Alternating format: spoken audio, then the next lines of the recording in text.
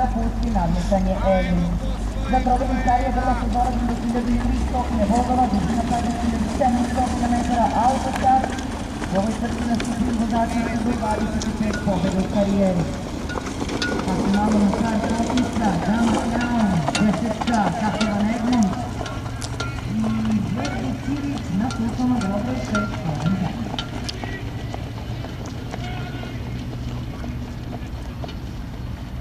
Dakle, učesnika 11, jedna izmena vozača, odnosno dve, Radovanović na sultama grla broj 1 Husky, a Marko Petrović sin Zorana Petrovića na sultama grla broj 7 Glory Cobra.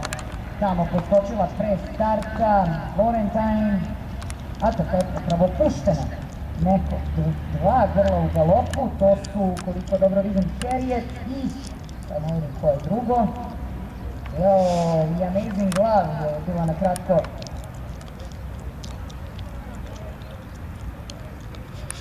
grla broj 4 i 5, a polovne je Jay Harriet. Nažalost, Harriet i dalje galopira, diskvalifikovani zbog dugog galopa.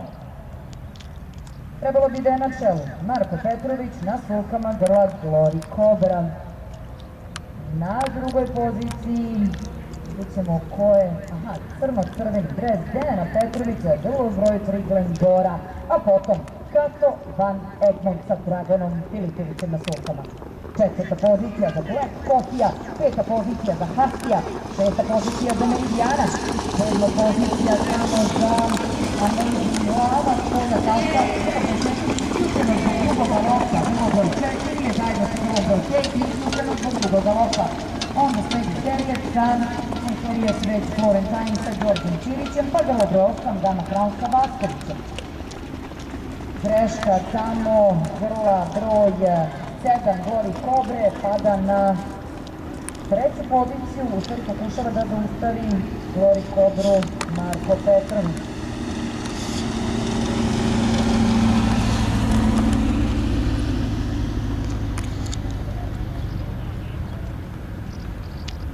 Ništa ne vredi, ok, na čelu ove trke je sada grlo broj 3 Glendora, druga pozicija za Kato Van Egmont. Glendora, Kato Van Egmont, Black Coffee. Glendora vodi ovo nadmetanje, Kato Van Egmont na drugoj poziciji, Black Coffee na trećoj poziciji, Meridian na četvrtoj, Husky na petoj. Glendora ide napred sa Dejanom Petrovićem na sulkama, Kato Van Egmont na drugoj poziciji. Čini se da ne može uhvatiti Glendoru, iako se trudi. Glendora, Kato Van Egmont, to će ostati poredak u srpski seriji.